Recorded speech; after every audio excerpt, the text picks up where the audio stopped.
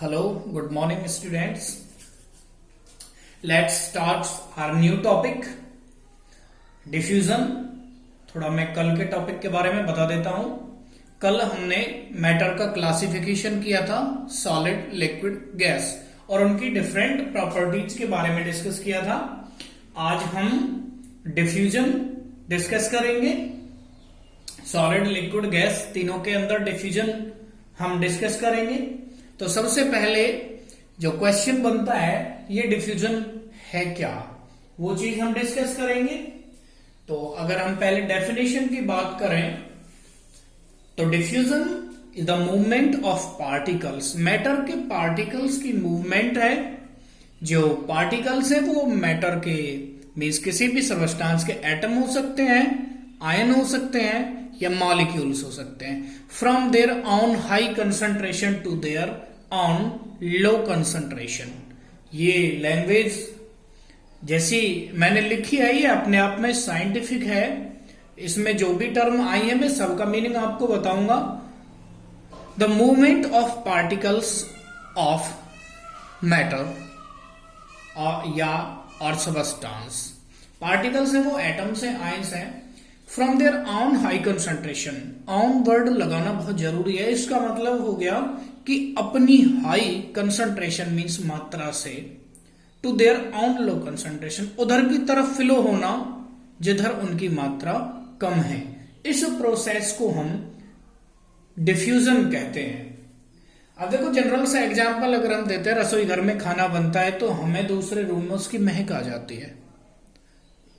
तो इसका मतलब क्या है, जो खाना बन रहा है उसकी महक हम तक पहुंच गई। जहां जिस जगह पे मीन्स किचन के अंदर जब खाना बन रहा है तो वहां पे क्या होता है कि जो फूड की स्मेल है, महक है, वो बहुत ज्यादा है। रूम के अंदर नहीं है तो वहां से वो किधर की तरफ फ्लो होगी, रूम की तरफ जहां हम बैठे हैं हम उसे स्मेल कर सकते हैं। Then the movement of particles from their own high concentration to their own low concentration called diffusion. Generally पूछ लेते हैं कि टेम्परेचर का डिफ्यूजन पे क्या फर्क पड़ता है। तो टेम्परेचर जैसे जैसे इंक्रीज होता है तो डिफ्यूजन इंक्रीज होता है। ये चीज हमें ध्यान रखनी है। अब मैं कुछ एग्जांपल्स आपको बता रहा हूं। Smell of cooked food reaches in every corner of the house. जब किचन के अंदर खाना बनता है तो उसकी स्मेल सब जगह पहुंच जाती है घर में। ये किसकी वजह से होता है? डिफ्यूजन, मूवमेंट ऑफ पार्टिकल्स है। Smell of perfume can be felt in each corner of room. अगर कोई भी एक रूम के कॉर्नर में परफ्यूम लगाता है तो दूसरे कॉर्नर तक उसकी स्मेल को फील किया जा सकता है। ये दोनों एग्जाम्पल हैं। ये एग्जाम्पल दोनों गैस के हैं। तो गैसेस के अंदर डिफ्यूजन होता है, क्विक डिफ्यूजन होता है, खूब सारा डिफ्यूजन होता है। सबसे ज्यादा जो डिफ्यूजन की प्रॉपर्टी है इसे गैसेस शो करती है। नेक्स्ट एग्जांपल में ले रहा हूं, spreading of purple colour of potassium permanganate in a beaker full of water. मैंने कल आपको समझाया था, एक बीकर है, पानी का भरा हुआ है, उसके अंदर हम 2-4 क्रिस्टल डाल देते हैं पोटेशियम परमैंगनेट के। तो हम धीरे धीरे धीरे धीरे क्या देखते हैं कि पूरा के पूरा बीकर जो पानी से भरा हुआ है वो धीरे धीरे धीरे धीरे पर्पल हो जाता है। इसका मतलब क्या है कि उसके अंदर मूवमेंट हो रही है पार्टिकल्स की। That movement is called diffusion. Colour of copper sulphate in water, copper sulphate के क्रिस्टल ब्लू कलर के होते हैं, पानी के अंदर डाल दो धीरे धीरे पानी ब्लू हो जाएगा। इट मीन्स क्या हो रहा है? डिफ्यूजन हो रहा है। तो सबसे ज्यादा डिफ्यूजन गैसेज के अंदर हुआ, उससे कम डिफ्यूजन होता है लिक्विड के अंदर। आगे मैं बता रहा हूं, solid diffuse very very slow. जो सॉलिड्स होते हैं उनके अंदर जो डिफ्यूजन होता है बहुत धीरे होता है। इतना धीरे होता है कि हम सोचते हैं कि सॉलिड डिफ्यूज ही नहीं होते, लेकिन ऐसा नहीं होते, बहुत तो कम होते हैं। देखो अगर मैं किसी बोर्ड पे चौक चलाता हूं और उसे रफ नहीं करता हूं, छोड़ देता हूं, अगर मैं उसे तुरंत रफ कर दूंगा तो इजीली उसको मैं मिटा सकता हूं, रफ कर सकता हूं। लेकिन उसे अगर मैं 2-4 दिन छोड़ दूं तो उसे रफ करना टिपिकल हो जाएगा। इसका क्या मतलब है? जो चौक के पार्टिकल है बोर्ड के अंदर डिफ्यूज हो गए हैं, जिनको रफ करना थोड़ा डिफिकल्ट हो रहा है। कोई भी दो चीजें हम ग्लू से या किसी से भी चिपका देते हैं, अगर उन्हें हम थोड़ी देर बाद आपस में अलग अलग करें तो वो आसानी से हो जाते हैं। लेकिन 2 दिन बाद 4 दिन बाद अगर दोनों चीजों को अलग करें हम तो बहुत डिफिकल्ट हो जाता है उनको अलग अलग करना। क्यों? क्योंकि उनके एक दूसरे के पार्टिकल एक दूसरे में डिफ्यूज हो गए, सेटल हो चुके हैं। तो ये थोड़ी स्लो प्रोसेस है सॉलिड्स के अंदर। तो हम सोचते हैं कि सॉलिड के अंदर डिफ्यूजन नहीं होता, बाकी ऐसा नहीं होता है, लेकिन बहुत स्लो रेट पे होता है। तो डिफ्यूजन का टॉपिक आई थिंक क्लियर हो गया होगा। नेक्स्ट टॉपिक है हमारा the common unit of temperature and it's SI unit. SI unit international standard units होती हैं ये। तो टेम्परेचर के बारे में हम बात करते हैं। The common unit of measurement of temperature. Temperature को मेजर करने के लिए कॉमनली जो यूनिट्स यूज की जाती हैं वो यूज की जाती है डिग्री सेल्सियस। मेल्टिंग पॉइंट को, बॉइलिंग पॉइंट को डिग्री सेल्सियस में यूज किया जाता है। लैब के अंदर थर्मामीटर होता है, क्लिनिक के अंदर होता है, जो डॉक्टर के पास होता है, तो डिग्री सेल्सियस में टेम्परेचर को बताते हैं। जैसे melting point of ice 0 degree Celsius होता है, boiling point of water 100 degree Celsius होता है। The another scale of temperature is kelvin. जो दूसरा स्केल है टेम्परेचर को मेजर करने का वो केल्विन है।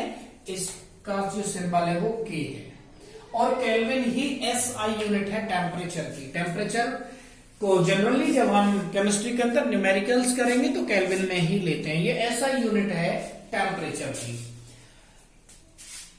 इसका एक एडवांटेज है केल्विन का, all the temperatures on Kelvin scale are positive. Kelvin scale पे सभी टेम्परेचर्स की वैल्यू पॉजिटिव आती है। Melting point of water 273 Kelvin होता है। ये जो वाटर है ये आइस है, इसलिए इसको वाटर लिख दिया था, ये आइस है। And boiling point of water 273 kelvin है। अगर मैं रिलेशन की बात करूं इनके, तो टेम्परेचर इन केल्विन किसके बराबर होता है?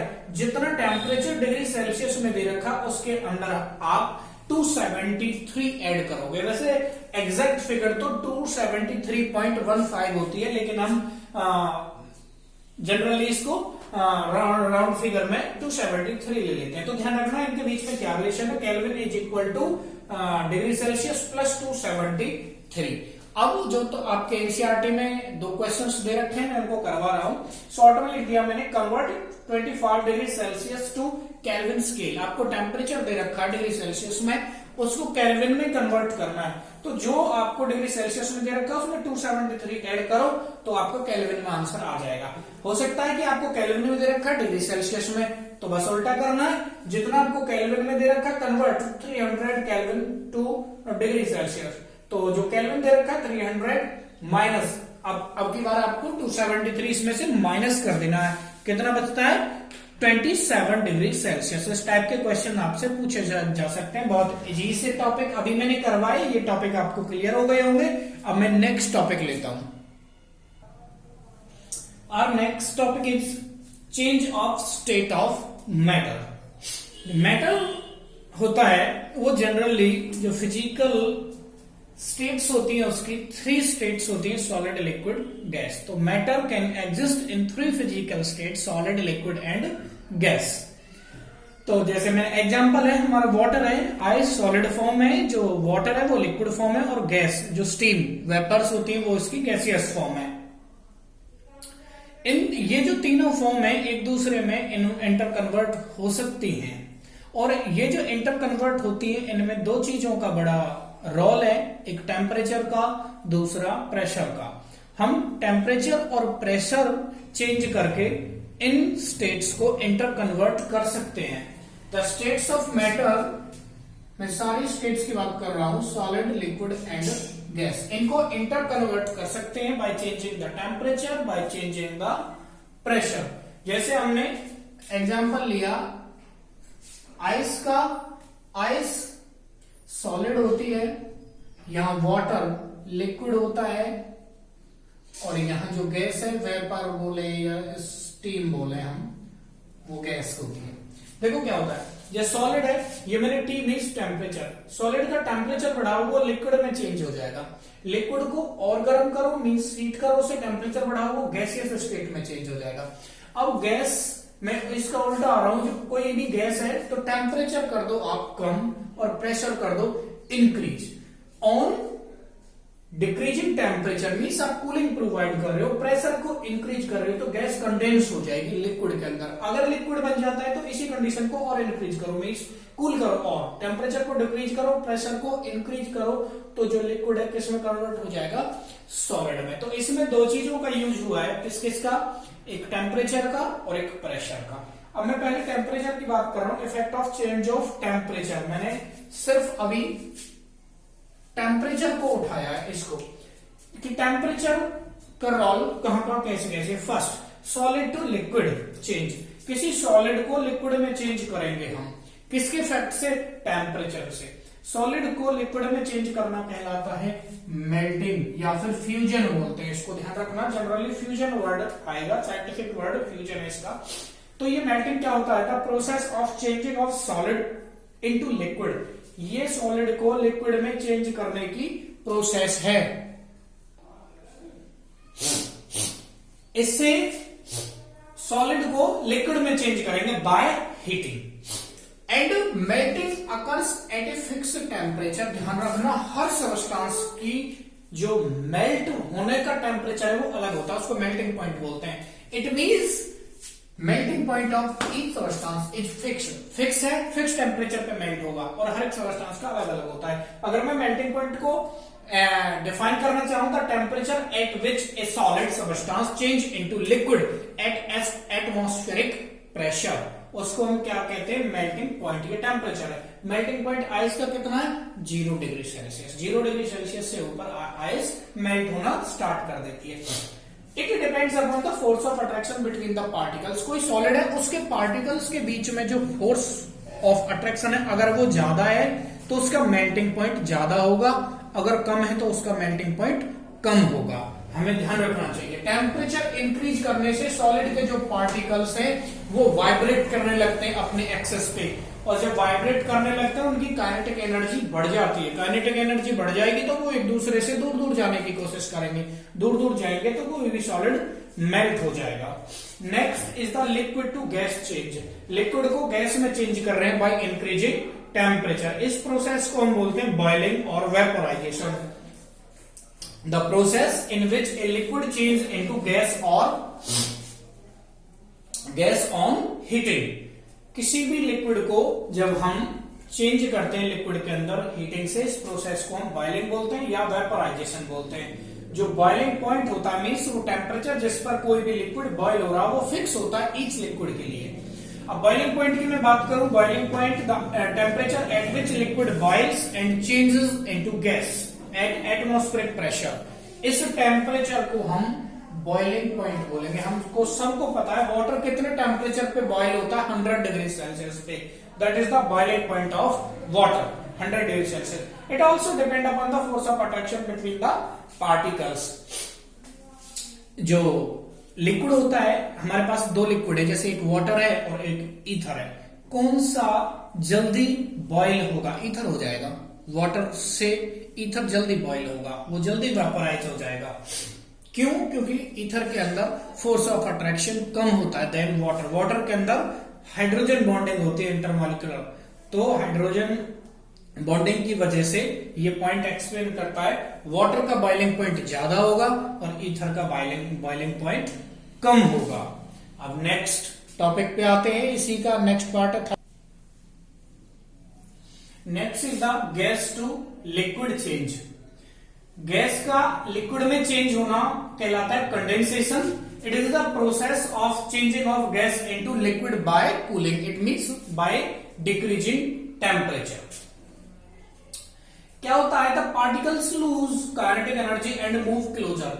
जो गैस के पार्टिकल्स होते हैं, हमको पता है उनकी काइनेटिक एनर्जी बहुत ज्यादा होती है। दैट इज वाई वो बहुत ज्यादा डिफ्यूज करते हैं, इधर उधर फैलते हैं, क्लोज नहीं रहते एक दूसरे के। तो जब हम टेम्परेचर कम करेंगे तो कंडेंसेशन जब होगा तो पार्टिकल्स अपनी काइनेटिक एनर्जी कम कर देंगे। मींस जब टेम्परेचर हम कम कर रहे हैं, कूल कर रहे हैं, तो ऑब्वियसली काइनेटिक एनर्जी कम हो जाएगी। काइनेटिक एनर्जी कम हो जाएगी तो वो दूर दूर नहीं जा पाएंगे, पार्टिकल एक दूसरे के क्लोज आएंगे। क्लोज आना पार्टिकल्स का गैस से किस में कन्वर्ट होना है, लिक्विड में, क्योंकि हमने मैटर की प्रॉपर्टी बताई है, पार्टिकल सबसे ज्यादा क्लोज सॉलिड के होते हैं, फिर लिक्विड के, और सबसे कम क्लोज गैस के होते हैं। तो इसका मतलब गैस के पार्टिकल क्लोज आएंगे तो पहले वो किस में कन्वर्ट होंगे, लिक्विड में कन्वर्ट होंगे। तो यही कर रहे हैं, गैस से liquid means concentration. It is the reverse process of boiling और वेपराइजेशन।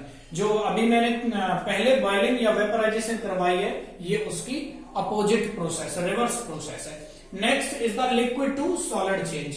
नेक्स्ट जो चेंज है वो लिक्विड से सॉलिड में चेंज होना है। इट मींस फ्रीजिंग प्रोसेस है ये, the process of changing of liquid into solid bye cooling. इसको फ्रीजिंग भी बोलते हैं। Freezing point of any liquid is fix. जो फ्रीजिंग पॉइंट है सारे लिक्विड्स का अलग अलग होता है, क्योंकि ये सब चीजें इंटरमॉलिक्यूलर फोर्सेस पे डिपेंड करती हैं। It is the reverse of melting. ये मेल्टिंग प्रोसेस का रिवर्स है। अब अगर हम फ्रीजिंग पॉइंट की बात करें, एफपी, इसका मतलब फ्रीजिंग पॉइंट, इसका मतलब होता है कि the temperature at which any liquid freezes and get converted to solid state. Freezing point of water हमें पता है 0 डिग्री सेल्सियस पे आने के बाद पानी फ्रीज हो जाता है। तो 0 degree Celsius is the freezing point of water. आज का टॉपिक खत्म हो गया। नेक्स्ट जो टॉपिक है मैं आपको लेटेंट हीट कराऊंगा, और इस टॉपिक से रिलेटेड आपको जो भी दिक्कत हो तो आप मोस्ट वेलकम पूछ सकते हो। Okay, thank you.